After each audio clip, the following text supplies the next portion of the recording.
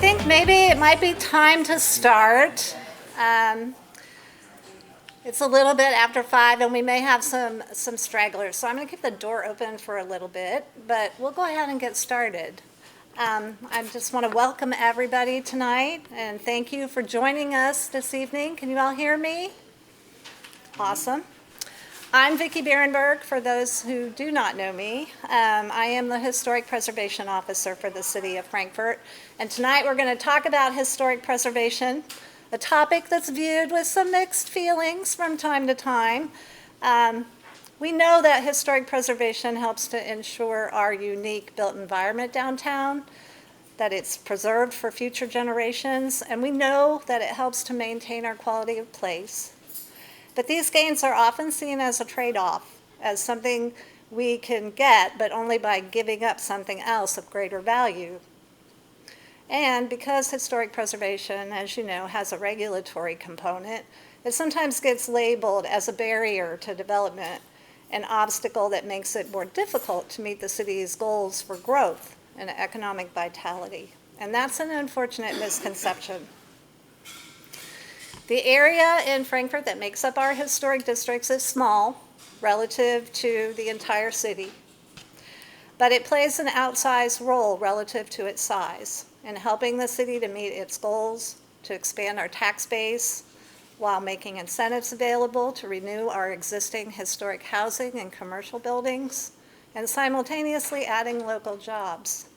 And the authenticity and quality of character in Frankfort that it is preserved helps to attract the highest socioeconomic level of tourists, adding another economic dimension to the equation.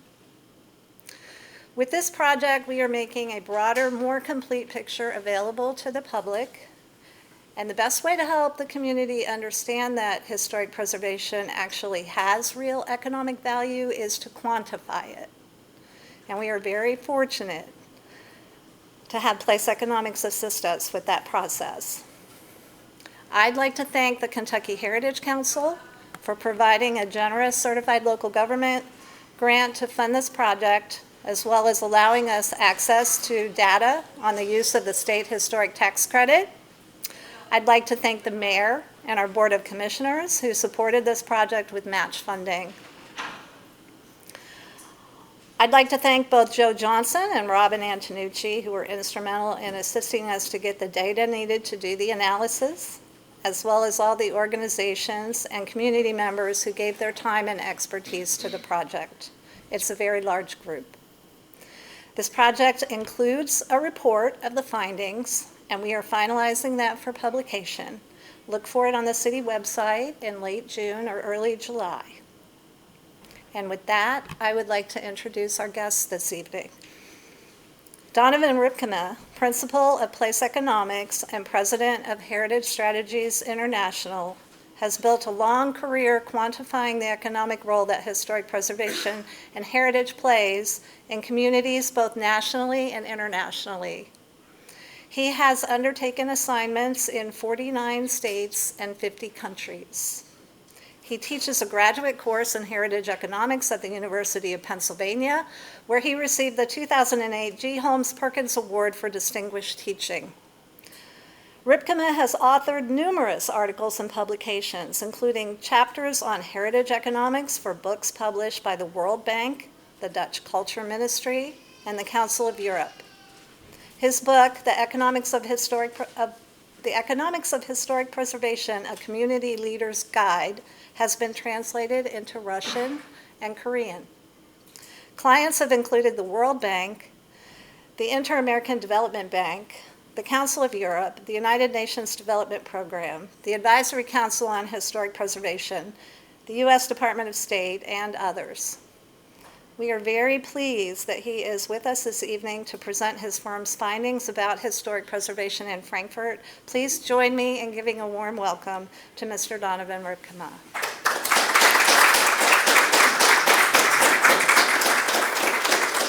Thanks, Vicki. None of that was true, but it was. Doesn't mean I don't appreciate it. Vicki's going to turn out the lights, and that's not necessary to help you see better. I just don't want to see it if you're dozing off during this, so that's the thing. Thank you very much. We really enjoyed doing this. study in Frankfort. We've done now, I don't know, a dozen or so cities, and including Los Angeles and New York and San Antonio and Phoenix, and then some kind of mid-sized Raleigh and Indianapolis and Miami. But I think that Frankfort's the smallest city that we've done it in. It was great for us to be able to see that the patterns, in fact, are very similar. This is going to seem like the eternal economics seminar, because that's kind of what we do, so I'll apologize for that in advance. But a few years ago, we did a study on the effectiveness of the state tax credit in Pennsylvania. And we weren't quite through with the study, but we had enough kind of data to share, and the state Preservation Pennsylvania was having a session in Harrisburg, and so our client called up and said, could you just come up and share some of the findings so far? And said, sure, we could do that. So I went up and presented the findings, and the next day I get an email from a guy who said this: I enjoyed your short presentation at Preservation PA the other afternoon. It was as interesting as the topic would allow.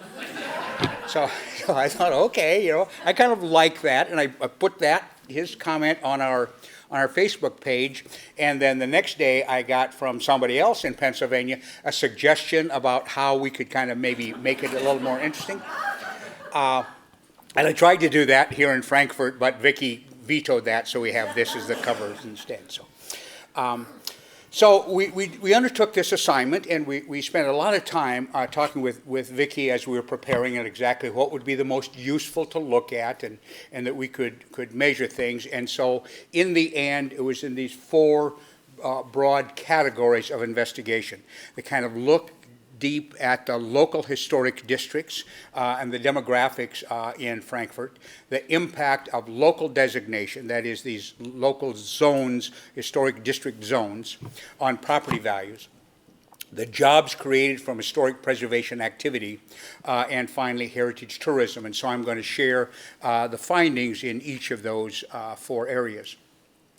So starting out, however, with just the basics, and I know that many of you know all of this, but just to set the stage about what and how we looked at things. So there is the city of Frankfort, and there are the historic districts. So those in the dark blue are local. I'm going to in this study refer to them as local historic districts. In fact, in your local vernacular, they're historic zoning districts, but they're essentially local historic districts. And then there's National Register districts. And again, most of you know this, but just to understand, is that National Register status is a nice honor, and it creates the threshold for the federal rehabilitation tax credits. But there is no control, no protection of properties in National Register districts. You could own a National Historic Landmark and tear it down tomorrow. The National Park Service doesn't have any protection on that. The only way that historic resources can be protected is if there's a local historic district. Now, there are lots of the local historic districts are also National Register districts. So when we talk about local districts, well, that will include, when they also include a National Register district. When we talk about National Register districts, it means those that do not fall within one of the local districts.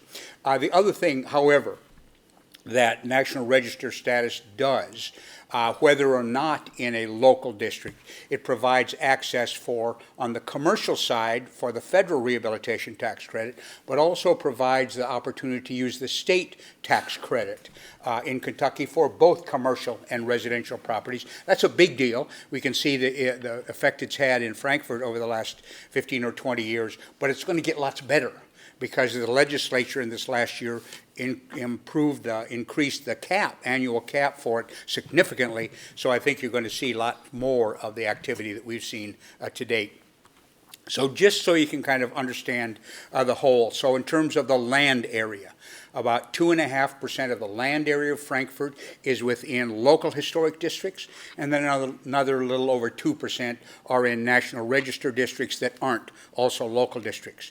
Local districts include about 6.5% of the population and another couple percent in the National Register districts. About 7, almost 8% of the households, as opposed to just people, households in local historic districts, 10% of the buildings.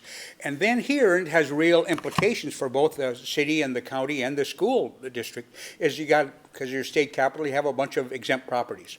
So 11% of all the exempt non-tax paying, and it's the state government buildings, but also churches and others, 11% of the tax-exempt properties are in local historic districts and another 15% in National Register districts. And then the share of the taxable value, 9% of the taxable value of the city of Frankfort is in those local historic districts, with another 100.5% in National Register districts. So it's a big tax generator, disproportionate to the number of buildings. So here it is, the six again, now we're talking about the local historic districts. About 6.6% of the population is in the local historic districts. About 2.5% of the land area of Frankfort is subject to review by the Architectural Review Board. So the idea, so if I say I don't want to comply with the stupid regulations, okay, you got 97.5% of the city that you can do whatever you damn well please. So it's not, that aren't subject to the design review.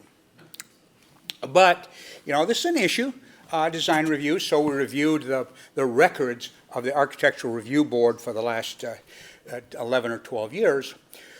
The blue lines year to year are what were approved at the staff level.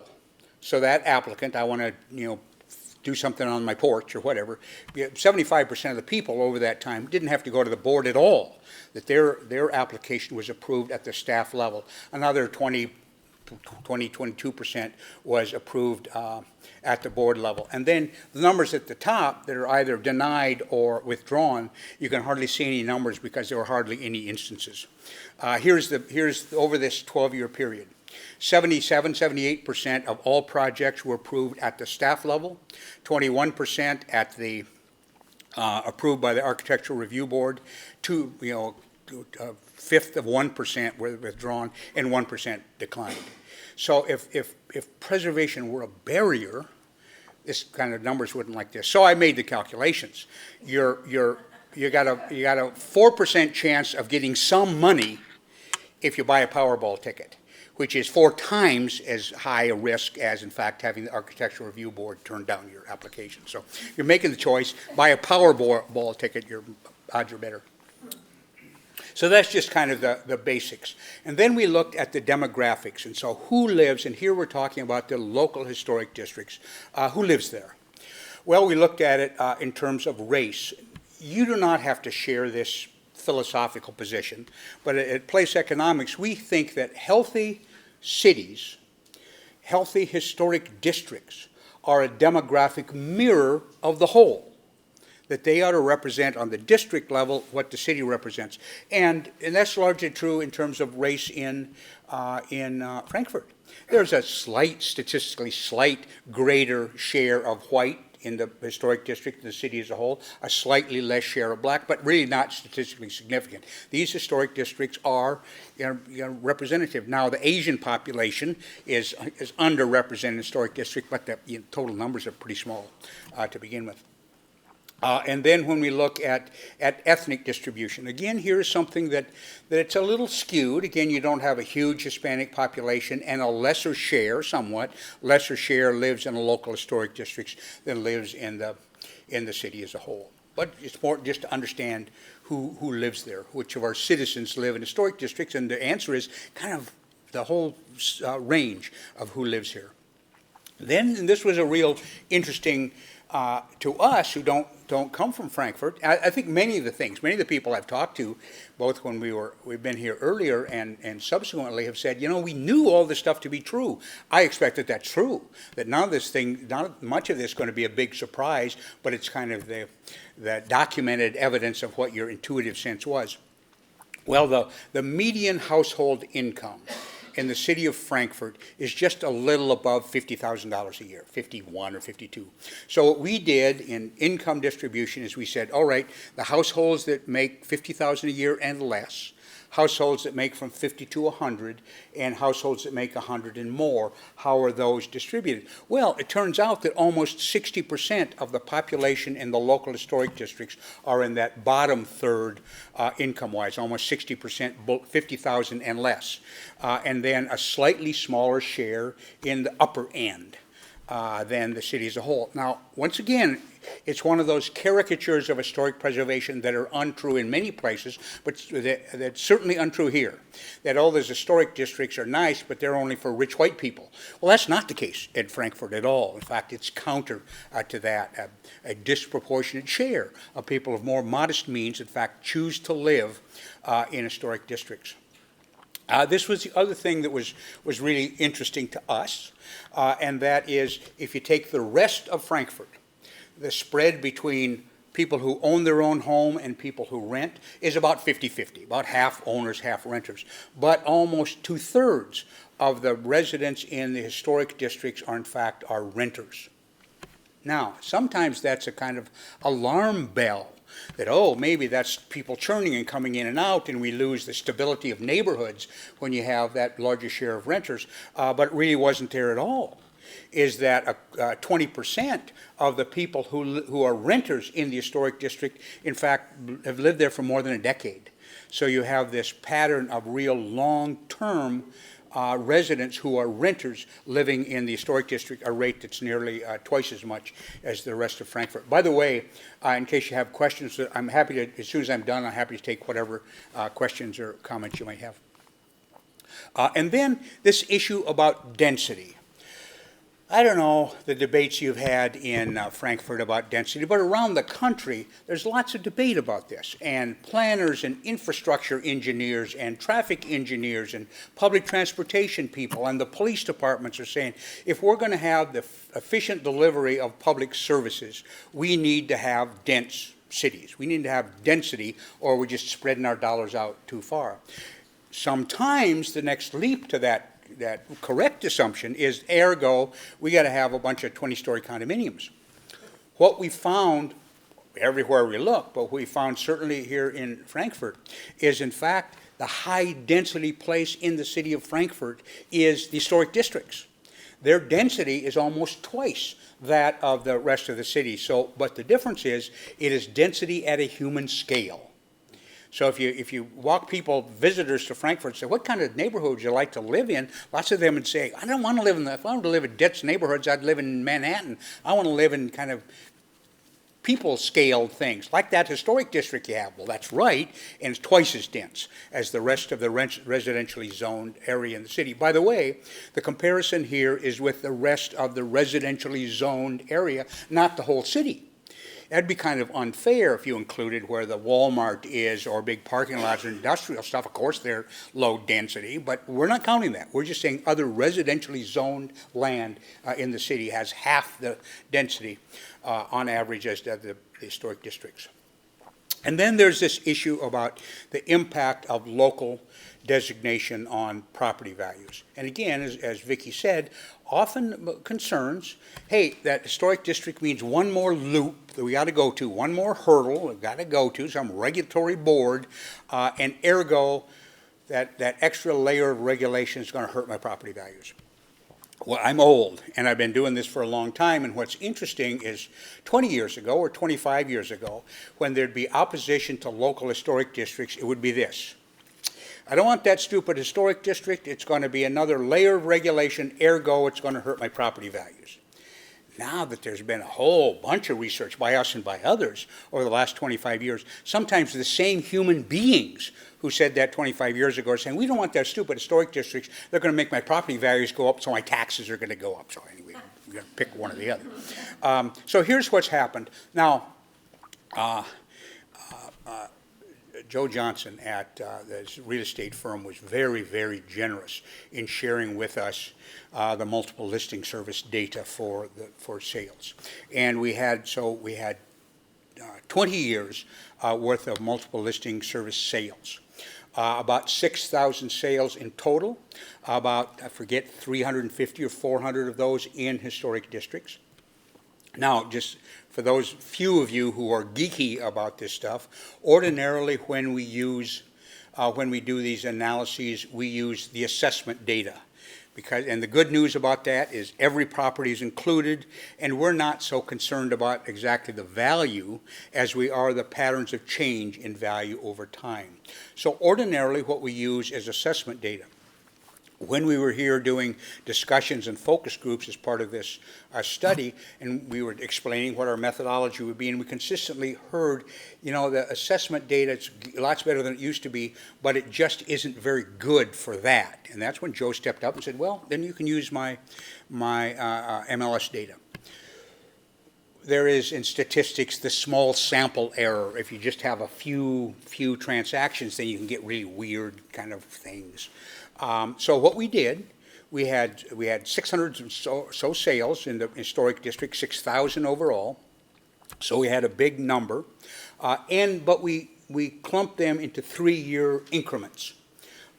So we could get enough so we didn't get weird fluctuations in the data. So the upper line is how the values in the local historic districts changed over the last 20 years. The gray line is what happened in the rest of the residential market. These are all the single-family sales multiple listing service did over that 20-year period. But I especially want you to look at this little piece. This is, if you look at the dates, is when we had this international real estate crash. Everything went down and millions of people across the country lost everything. Well, it wasn't that the historic districts weren't affected, but in fact their decline was shallower and the recovery sooner and ultimately stronger than the rest of the market. So it really is a resilient market that kind of protects values in the down times and then goes up more in the good times. If you want. Before you leave that, could you pull that the graphic back up? So would you explain those numbers just a little bit deeper, or do you not want to right now? Sure. So is that like $100,000 house going up? Is that what we're supposed to do? Yeah, thanks. Okay. Yeah, Okay. good, got it. So the process we use is called indexing. And indexing, like the Dow Jones Industrial Average is an index. And so when it's at 35,000 today, well, the 35,000 only means a relative change over time among those 20 stocks or whatever it is. So here's what we do. We say, what was the average selling price per square foot of single-family houses in the period 2003 to 2005? What was the average per square foot selling price? And it was in historic districts and in the rest of the city. And so that's whatever that average was. I'll make up a number and say one was $70 a square foot and the other was $65 a square foot, whatever. But then that value was assigned the value of 100. And then the change after that was measured in that index number. But you're absolutely right. If we could say, okay, a house that was $100,000 in 2003 to 5, then would have been $106,000 in the next period, down to 103, the next period down to 93, up to 97. So you could think of it in terms of that, but this is really the index. And indexes are used when there are two sets of data that may be decidedly different at the point, but what you really want to know is their relative rates of change, and that's what that's showing. Okay? Thank you. Yeah. But some people say, I don't want the stupid index, I just want to know what the numbers look like. Okay? So here it was, that the average selling price of a property in the rest of Frankfort, average selling price was moved up about 57% between 2003 and 2023, moved up 78% in the local historic districts. Or if you want it a little different, there is the average selling price of the house in those periods, period by period. So you can see at the first period, the average was $116,000 in the historic district, $120 in the rest of the city. By the last period, average was $207 in the historic district, $189 in the rest of the city. So whether you want to look at it dollar per square foot, change in value in percentage, or change in value in numbers, there's kind of what the change has been. So The answer is that the historic district outperformed the rest of the residential market in Frankfort. That's just single family, right? Yes, sir. That's single-family residences in Frankfurt. Yep, yep. And then the next one was to look at jobs and income from the process of historic rehabilitation. What is it? Somebody hammering hammers and nailing nails on a historic building. What does that mean in terms of jobs? And we looked at it really in two different ways. We looked at it at the projects that used the Kentucky State Historic Tax Credit. And I think about 91 buildings over a 20-year or so period used the state tax credit. So we looked at that activity and how many jobs and labor income. Separate from that, we looked at the construction activity in the historic districts that did not use the tax credit. And the reason we separated those out was first of all, we didn't want to be double counting things. We didn't want to count one project, both categories. And the second is the reliability of the numbers. That when you use the historic tax credit, you got to turn in how much you spent. There's no motivation to understate what you spent. You'd be leaving money on the table in the tax credit. So no reason to say, it's $150,000 if you actually spent $200. No reason. On the other hand, you don't want to be overstating because it's all subject to IRS review. You're in big trouble if you overstate. So those are really reliable numbers. The other numbers we took were from the city's building permits. It's been known to happen that some people slightly understate what they're spending when they're, bidding in the building permit, because building permits, you have to pay amount based on how much you're going to spend. So, maybe I can estimate on the low end. The other thing, frankly, is that there are kinds of costs for which you don't have to pay the building permit fee, but you do get credit for the tax credit. So the numbers will tend to be lower, but we wanted to make sure we separated those so the numbers would be consistent. So this was one that when we did the first draft of the report, Vicki came back and said, I really think you ought to look at the relative use of the state tax credit in Franklin County, because I think that we are, doing more than our share of the use of that, and she was absolutely right. So Franklin County has about 1% of the state's population, about 1.5% of the National Register listings, but 3.5% of the total investment using the tax credit by dollars, approved about 6% of the approved tax credit dollars, almost 7% of the number of residential projects, 7% of the use of the credits by nonprofit entities. So the Grand Theater, some churches, others in Frankfort have used the tax credit, and the way the tax credit is structured, nonprofits can use it and then pass on the credit to someplace else. 9%, more than 9% of the tax credits, state tax credits used on commercial buildings. So the fact is that this county is, and that most of that, of course, would be in Frankfort, is actually overproducing in terms of the use of the tax credits. But sometimes when you talk about things like tax credits, people say, well, yeah, that's good, but that's just a bunch of gazillion-dollar projects that billionaires get to take advantage. And, of course, there are some wonderful big-scale projects that use the tax credit, but, in fact, that's not the norm, is that over a quarter of all the projects were, in fact, less than $50,000, and another 17% between 50 and 100. So almost half of all the projects that use the Kentucky tax credit in Frankfort were less than $100,000. So it really is almost kind of mom and pop tax credit. Also, one of the reasons for this, for these numbers, is the availability of the tax credit for residential properties. And so people just, naturally, it's just a smaller scale investment many times. But the kind of good news here, I think, is that it really suggests that the tax credit is really usable at almost any scale. So since we had the data since 2006, and it goes up and down, it'll be a big project one year, and so the numbers go up and down and then level off. But over the 20-year period, an average of 9 direct jobs and 5.5 indirect induced jobs every year through that period generate as a direct result of those tax credit projects. Now, just a moment for geek talk, and I apologize for that, but these numbers aren't familiar with everybody. So let's think about somebody restoring their house. I'm the carpenter pounding nails in the sheetrock.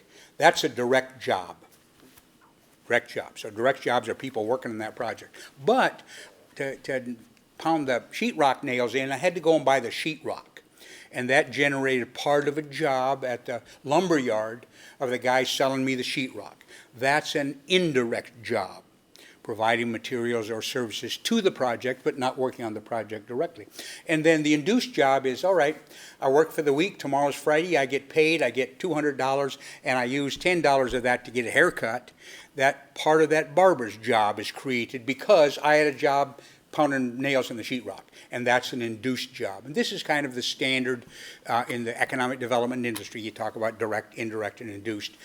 The most important, of course, are the direct, but we've spelled them all out. And then here's the other thing that's important, that every time $1,000 invested in a historic tax credit project, there's another $420 generated as additional local economic activity. Again, that lumberyard got some economic activity because my preservation project had to buy sheetrock. By the way, so you know, these impacts are only impacts within Franklin County, including, of course, the city. So they're very local. Now, there's going to be some people who are buying their sheetrock in Jefferson County. Those are not included here. So all of these impacts are directly local impacts that this community is benefiting from. And then we looked at the economic activity in historic districts that didn't use the Kentucky historic tax credits. So here's kind of what happens. Again, all historic districts, both the National Register and local, 12.5% of the properties, but those 12.5% of the properties got 21% of the value of building permits and 32% of the permits. So what that meaning is that investments flowing in disproportionately into those historic districts, representing both, of course, all of them, but this is specifically excluding the tax credit. So it's not just, it's only the magnet of the tax credits that's attracting that investment. It's the historic buildings and neighborhoods that are attracting that investment, and they're doing so at a disproportionate share to their share of the whole. Now, from these non-tax credits over this, we had, again, the numbers are different because of the availability of the data at different points. So in these projects in Frankfort that didn't use tax credits, where we used the city's permit data over that 8-year period, 2014 to 2022, about $11.5 million of direct labor income. That's people living here who got a paycheck. $11.5 million worth of paychecks, or 264 jobs, direct jobs, and then another 178 indirect jobs, another $7.5 million in indirect labor income. So that's real income into the our local economy. When we were having our focus groups, we had, I don't know, 8 or 9 of them, and talked to a whole bunch of people, including many of you. And when the mayor was in the meeting, he said, yeah, historic preservation is economic development. Well, here's why. That work is, in fact, creating jobs and creating paychecks for people working in the industry. In this non-tax credit investment in the historic neighborhoods, $52 million of investment in those buildings over in that 8-year period, and another $24.5 million in additional economic activity that was generated because of that $52 million. Now, if historic preservation was discouraging of development activity, and I'm pro-development. I'm in the economic development business. I'm pro-development. So I'd be against stuff that discouraged development. Well, if that were the case, you'd see 3 things. A high percentage of proposals that were turned down, saying, no, you can't do that, you can't do that. A second, you'd see lower rates of investment. And third, you would see property values in the regulated areas that trailed the movement in the rest of the economy. That would be the indicators that it was somehow a barrier. Well, in fact, none of these are true in Frankfort. In fact, the opposite is true of that.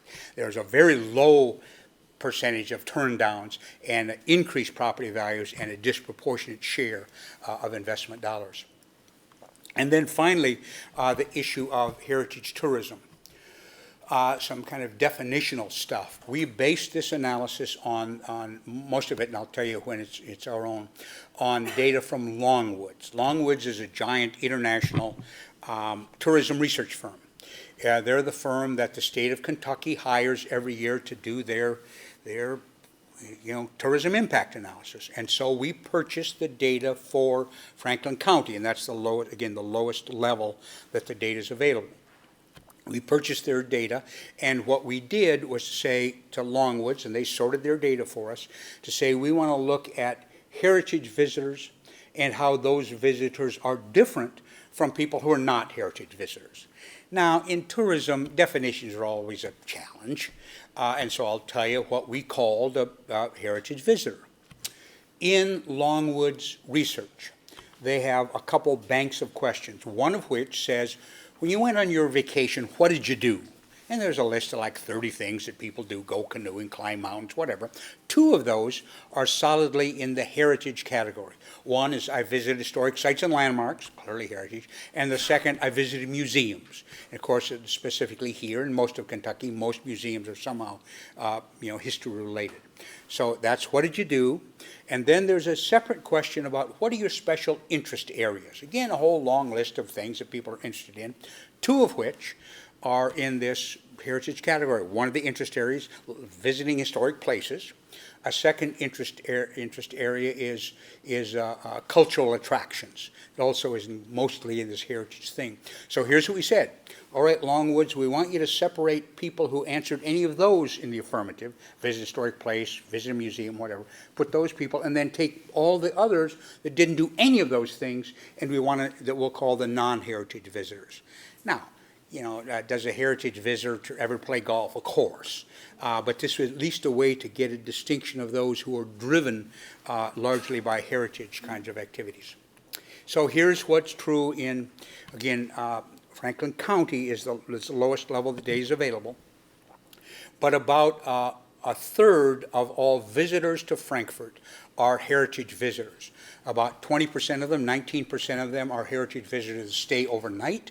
And that's really important because, as a rule of thumb, about 60% of a tourist's expenditures in a day are going to go to wherever he or she stayed overnight. So overnight, they're the real oomphy visitors. And another 14% that were heritage day visitors. So a third or so of all the visitors were heritage visitors, but about 40% of all the tourism expenditures here were from heritage visitors. So again, they're outspending the non-heritage visitors. And here's what that means. Here's our estimates. We use the 2021 data that the state and their 2 consulting firms, Longwoods and Oxford, put together. We made our estimates based on national trends and Kentucky trends of what the 22, so here is Place Economics' estimate of the 2022 tourism impact in Frankfort, that there were about 59,500 heritage overnight visitors, about 117,000 of overnight non-heritage visitors, 43,000 heritage day visitors, 86,000 heritage day non-visitors, so about 306,000 overall visitors to Frankfort, so a big part of the economy. The expenditures, we think it's almost 34 million from the overnight heritage visitors and another 4 million from day heritage visitors. So 40% of that whole 25 million of expenditure come from those heritage visitors. Here's why. Here's why there's differences. Is when tourism analysts do this these studies, they identify there's largely 5 areas that people spend all their money when they go on vacation. Food and beverage, lodging, local transportation, retail purchases, and then the category that's called amusements, entertainment, sightseeing, whatever, those other things. Well, not only do heritage visitors spend more in total, they spend more in every one of those categories. So if you're working you own a hotel, you own a restaurant, you own a retail shop, you're going to have higher expenditure patterns from heritage visitors, from others. Once again, we didn't make up the data. We took all of this from the research from the state hires to do their tourism research. The same is true with day visitors. Now, again, there's no lodging expenditure by definition, but in every one of the other 4 categories, the heritage day visitor spends more than does other kind of tourists. That's the reason. A third of your visitors are heritage visitors, but 40% of the expenditures come from those visitors. They're spending more every day. Well, we then can take, when we've identified what the expenditures are, then we can go to this M plan, this econometric model that we use to measure jobs and income, and say, well, what does that mean? Those amount of spend. So here is the local jobs, local meaning in this county. Local jobs created by just the heritage share of the tourism industry. 106 in food and beverage, 172 in lodging. Overall, almost 450 direct jobs from just the heritage portion of the tourism industry to Frankfort. Another 79 or so indirect and induced jobs. So overall, 525 human beings here in Franklin County owe their job to the heritage share of the tourism industry. And that those jobs have paychecks. And the same thing, the direct jobs. So almost $3 million worth of paychecks are written in the restaurant business to people who were from, where the dollars came from people who were heritage visitors. $11.5 million overall in direct labor income from heritage visitors. When you include the indirect and induced, almost $15 million of local paychecks coming into the industry. And if you think about how many businesses in Franklin County have payrolls of $15 million, it'd be, other than the state and the hospital and the school system, wouldn't be many. But here's what heritage tourism is doing for you.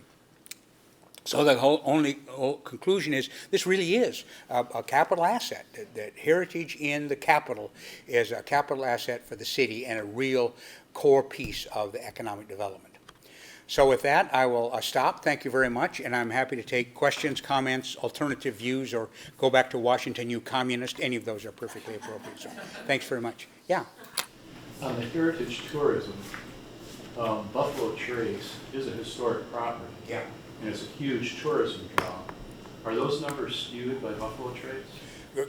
Great question, and it was the same question that the mayor asked when he, go ahead and turn on the lights, Vicki, so people, it'll wake up people in the audience, yeah. We have an incredibly smart mayor, so. Well, I'll take the broad view. So I'll take the broad view that since it's a National Historic Landmark, you ought to count everybody who goes there as a heritage visitor. And furthermore, you could call Bourbon an intangible heritage asset of all of Kentucky. But we did not do that. We did not add as the categories the Bourbon tourists, and I'm not even sure that Lung would keep that data. Now, so the answer is, if I was a visitor to Buffalo Trace, and I recognized that it was a historic site, when I answered, where did you do? I'll say, oh yeah, I went to an historic site, counting that. But we did not include that as a category. So, meaning that our numbers understate, because I would call them, everybody goes there, a heritage tourist. We don't reflect all of those. So the number, our general pattern is to be conservative, so we're not accused of hyping the number. So no, I mean, arguably they should be included, but they are not. At least not as an independent. Unless they answered, I visit an historic site, they're not included. So the numbers underrepresent the real impact of those. So if they went to Buffalo Trace and they then answered your survey and they considered Buffalo Trace to be a historic site, then it would have shown up. Yes, exactly right. So we don't really know what percentage of the Buffalo Trace visitors considered historic. That's exactly right. And of course, and the survey data comes from Longwoods, we didn't do it. But I think that the tourism industry has been twisting arms to get a kind of Bourbon visitor-specific category in those. I'm not sure that it even exists now. And secondly, I think that it would be useful, and they're such great people are at Buffalo Trace, to maybe they could do a bit of surveying to ask that, because I think that's right. It's just a kind of missing data point, but rather than overstate it by making assumption everybody there would be a heritage tourist, we understate it only if they kind of self-recognize that was the case. So the numbers are lower than the impact probably really is.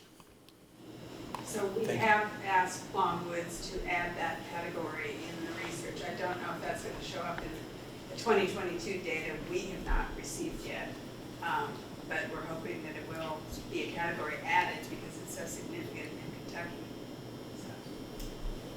So. Yes. I'm curious about the trends that you've seen nationwide about investments in historic district, and if there's kind of a tipping point where you see, because we saw with in Frankfort that there's like it went here and then it went up there. Is there kind of a percentage or something that you see as far as investments versus preservation by neglect that happens? I think a great question. I think the most significant trend shows up in countercyclical years, that when the market goes down, and this is true in both issues of value and investment, is that the values will go down but less, and that the levels of investment may go down but less. But often in many of our studies, where we looked over a long time period, including the Great Recession, is that the amount of investment activity, either new construction or in rehabilitation, just dropped dramatically, and it may have dropped a little in the historic districts or in rehabilitation, but much less severe, meaning it's a kind of more resilient economic activity in the downtime. So I think that's the major thing. The other thing is does it go so far and then kind of flatten out? I think that where that changes, and even in a relatively smaller town like Frankfort, I would suggest that there are neighborhoods worthy of historic designation that are not yet designated. And so what often happens is that the curve, so maybe we have neighborhoods and my God, everybody's invested all they can, and the kind of city recognizes, there are other neighborhoods that really have these qualities, and maybe we ought to think about those, and then that often will enhance. Now, I don't know that that's a universal, but at least it's a kind of pattern of activities. Yeah, I was looking at some of those numbers thinking, well, 20 years ago, there were a lot of properties that needed investment back then. Yeah. Today, not as many. That's right. But here, I'm glad you said that, because here's another thing that has bugged me, that well-built buildings have a life that's almost, it's not infinite, but long time. But components within the building, regardless of how well it was, historic or brand new, have a finite life, 7 years or 10 years or 15 years, whatever, a shorter life. But if you lump that all together, the aggregate, about, let's just call it a 33-year life of the building. Some components, you have foundation's good for 200 years, the carpet's good for 8 or whatever, but that kind of thing. But if you just say lumped all together, it's about 30 years or 35 years. Sometimes the criticism of these job numbers from rehabilitation saying, well, yeah, but it's a construction job. And once the work is done, then the job is over. Yeah, but once you make a Chevy and the Chevy's done, you're done building the Chevy, but you build another Chevy. If a city committed to rehabilitating 3% of its building stock per year, you'd have perpetual employment in the building trades. Because and you're probably right that 20 years ago, a bunch of buildings needed a whole bunch of work. Well, maybe they don't need it now, but 10 years from now, they're going to need some. So that's kind of how that recycles. And ultimately, that's kind of the cyclical economy stuff. We just reinvest in ourselves over time. Yeah. Okay, so you look at the investment that's made in redeveloping, renovating, bringing these old buildings, breathing life into them. It's great for the local economy. We see that. What I can't help but wonder is if you've got policies that make it hard for someone to come in and do that redevelopment. so hard that it discourages them from doing the redevelopment, that even though all that redevelopment work is great, maybe it's not as great as it could be or should be if the policies were a little bit looser. How does one strike that balance between doing good historic preservation, and on the other hand, making it so difficult that the historic preservation doesn't happen and the building continues to degrade? That's a question that haunts me every time the subject comes up. I think that's perfectly appropriate, but I think you're right, and I'm on board with that. I would say that then I'd need to see evidence that somehow investment's being discouraged, and at least nothing in the numbers says that that's the case. Well, maybe it is, but there's at least nothing on the quantitative side that says that. So the numbers relative to other cities that you have studied, our Frankfort numbers look good to you? Yeah, they do. Again, they're not unusual, and there's kind of a consistent pattern. But this is a healthy situation in terms of the attractiveness of historic resources, both in buildings and in neighborhoods. And this is the marketplace speaking. Spending money either to buy or invest. So in all honesty, I don't know that I've made the calculation of is the percentages different, but this to me reads as a healthy reinvestment environment in those things. But I'm glad, though, you brought up another point that I should have mentioned before. We're a quantitative research, and so you had to geek through a bunch of stupid charts and graphs. But what we've learned is that the quantitative side is necessary but not sufficient. That people also want to know the human side, the people story. And so we always try to have kind of sidebar stories that feature non-quantitative side. And we had 4 wonderful ones that are included in here. We had the Grand Theater, we had the Women's Shelter, we had Buffalo Trace, and we had the City Museum. They're kind of one page, a half page stories in the report that also tell kind of the human side of what's happening with preservation in Frankfort. Yeah. I noticed in your graphs that there was a big spike in 2016 in use of the historic tax credit, and I wondered if you knew what project that was. I don't, because I don't. We could go back and look at it. It's just interesting. Yeah. That wasn't the Grand Theater year, was it, Bill?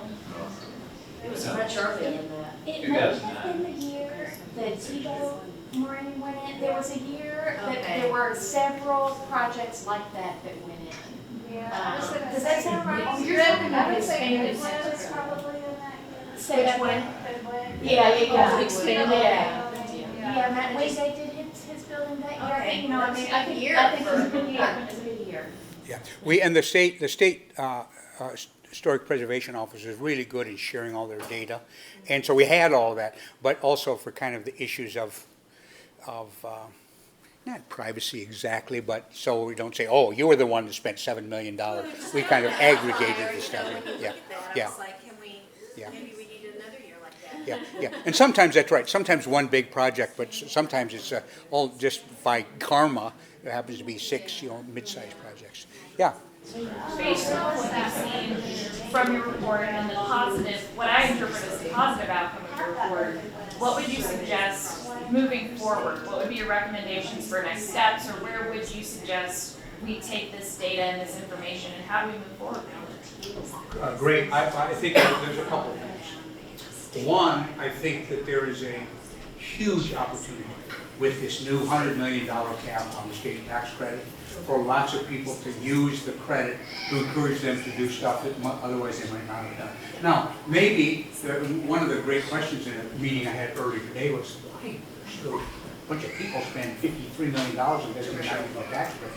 Well, it might be that if the building didn't qualify, it might be that they didn't want to screw around with the paperwork, maybe they didn't know about it. But I think that's a real educational opportunity, and maybe a handful of opportunity to say, you got a great house, and you will qualify for that, you need to get it fixed up, and this could pick up 30% of the cost, maybe some handholding for that. So I think that's an opportunity. I think the second opportunity is looking around town and see if there's other, I know, it's your policy decision you want to do it, but there are really great neighborhoods with great historic resources that aren't a local district. And so maybe asking the question, maybe is there an opportunity here? I think the third thing is really to continue to make the case that to say either we have historic preservation or we have economic development is a false choice. That we really need to say, do we have economic development through historic preservation, not instead of historic preservation? And I think I think the evidence is there that that's true, but I think that needs to be an ongoing story. So I think those would be. And then I think it's always true is maybe there are specific building typologies or areas or neighborhoods where it's useful to say, is there something that we can do on the public side or on the nonprofit side to encourage stuff to happen there that just kind of waiting around might not do? So I think all of those represent opportunities. Thank you. Yes, sir. I've often wondered, you may have, this isn't exactly your forte, but you may have some insight. I've often wondered, nationwide, are we losing the skilled trades that are really needed to do historic preservation?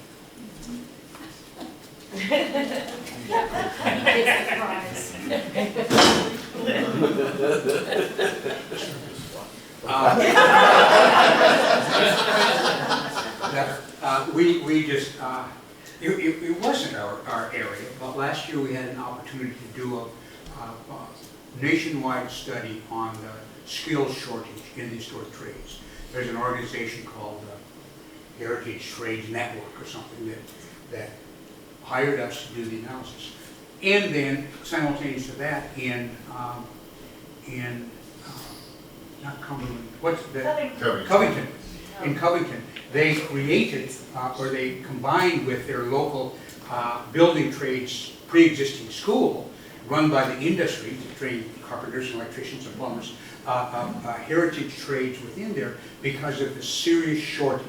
And we identified 10 trade categories that historic buildings would need, everything from roofers to carpenters, masons, plasterers, 10 of those, and both in Kentucky, but also in the country, severe shortage. And the interesting thing is that shortage of workers, shortage of trained workers, but a real premium paid by the marketplace when you have those set of trained skills. So, and when you have simultaneously a situation where there's a bunch of people underemployed or undertrained, and an opportunity that not only pays you a good wage, but a premium over others, it's real opportunity. So you're absolutely right, it's a serious shortage and it needs to be addressed.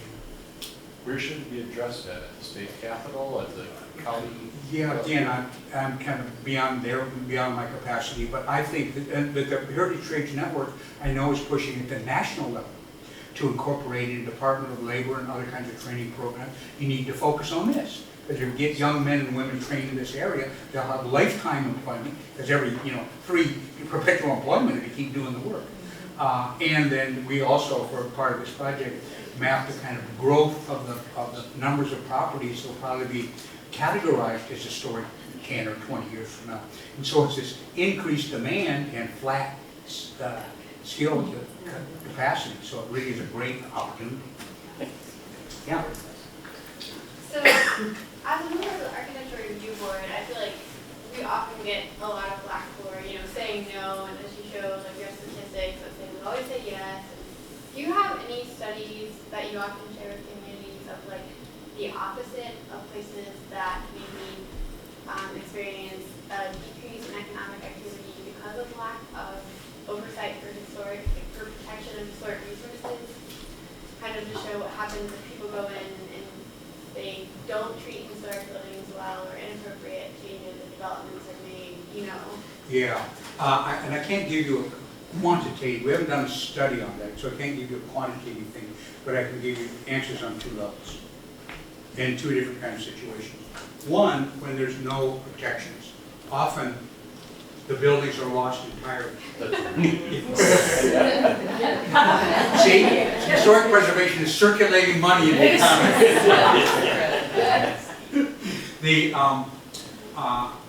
That sometimes, particularly in places with increasing affordable housing share, is often without protections. That's not historic. That's just old motor.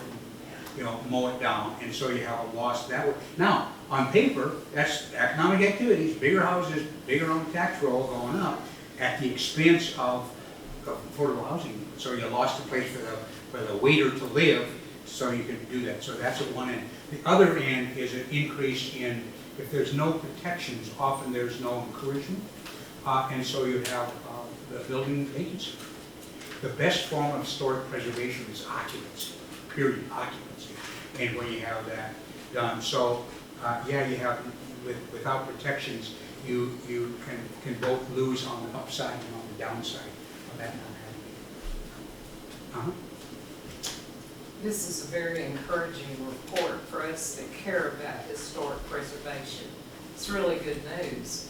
But you're preaching to the choir. Yeah. How do we get buy-in from other people in the community? Like, we have our mayor here, but I don't think the county judge or any They're in city. session right now. Pardon me? They're in a meeting right now. Okay, that's good, that's good to know. But we need our players in this community to recognize historic preservation and its value to economic development. And I'm not sure we have that. Well, How do you get that? yeah, a couple parts of that. We always say, and this is not false modesty, we really sincerely believe that maybe half of the value of this report is our report. The other half is what happens to the report after we're done. And that really is on the client's responsibility to get the word out. I mean, it really is. If only the true believers read the report, doesn't do it damn good. It just doesn't. I think the reason, and the other thing it's important, I think, for me to say, although my little career niche has been in the economics of preservation, I think of all the values of historic preservation, cultural, aesthetic, social, symbolic, the economic is the least important in the long run, is the least important. But, as the great British economist John Maynard Keynes said, in the long run we're all dead. And in the short run, people like mayors, like bankers, like real estate agents, like developers, make decisions on a relatively short, on economic perspective. And so I think the reason that studies like this are commissioned, and why clearly Vicki commissioned it, was to try to at least get the information upon which they are. So you don't have to care about stupid gargoyles and cornices. If the only thing you care about is we want local jobs so men and women can work with hammers, then this is a disproportionately job-creating activity. So I think that's how the case has to be made. Well, we want tourism, we want property values to go up. Absolutely. These are very practical matters. You're absolutely right. And you don't say, I don't care about this stupid historic preservation, but our school needs help, or we have homeless, or we need whatever that, mayors and city commissions and county boards say, how are we going to pay for this stuff? Well, you pay for it with tax dollars, and if you're seeing that tax dollars are being generated from this activity, then we ought to say that we need to encourage it so we can pay for non-preservation stuff. Yeah. So you touched on a lot on the jobs created because of tourism, and you didn't do anything because of renovation or construction. Is it just because you don't have the data, or? Well, we actually there is, and in the Florida report, but there is a breakdown of numbers of jobs, income generated by that. It's because of the nature of it. They're relatively small relative to tourism, but absolutely they're a big piece, and it's an ongoing effort, and so they are actually in there as well. And the other thing that's important is that as a general rule of thumb, new construction in the United States, if you spend X dollars, half the money goes to labor, half goes to materials. If you do a rehabilitation, 60 to 70% goes to labor, with the other part going to materials. Here's why that's important. I buy a sink to install, but I buy the sink from China or someplace and go in. Now the plumber gets paid, and the plumber, installing the sink, but the sink doesn't spend any more money, but the plumber does. So how dollars are really recirculated in the economy is in the labor side of the transaction, not the material side of the transaction. You got to buy material, but then it's a dead expenditure. But the labor is not. That's a recirculation. So that greater labor intensity means not only somebody having a job 20 to 30% more people having a job for the same expenditure, but way, way, way more of that money recirculates in the local economy than the materials part. So you would say it's more beneficial in the dollars than new construction to the local economy? I'm sorry? It would be more beneficial, the rehab, Yeah, that's right, that's than right. the new construction? Again, let's just make up a thing. School district says we need a new school. We can rehab the school for $2 million, we can build a new one for $2 million. And the only thing we care about is impact on the local economy. And there's no possible, pretend there's no cost savings. They're gonna both cost the same, way more positive impact on the local economy, rehabbing the new construction. By the way, and this isn't exactly historic preservation, but it's rehabilitation, reusing existing buildings. Sometimes, oh, that stupid rehab stuff, we can build a new building cheaper, blah, blah, blah. Low-income housing tax credit. Great program, needed, creates low-income housing. Data's a couple years old, and it wasn't ours, a national housing research firm. Average per unit cost, using the low-income housing tax credit, with a new building, $213,000 a unit. Average cost, rehabilitation, including acquisition, $159,000.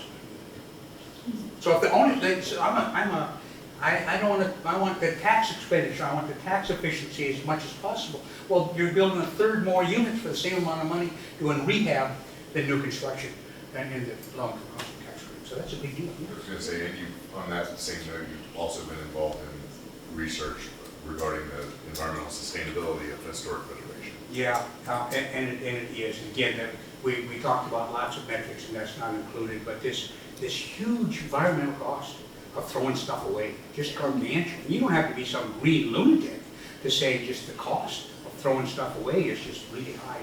Lots more environmentally responsible to rehab, historic preservation or not, but rehab what we got as opposed to building new makes a huge difference. One more? Yes, sir. So I want to clarify that 2.5% of properties in local historic districts are within, compared to the city or the county? No, city. City, yep. Yep. Thank you all very much. Good luck, everyone.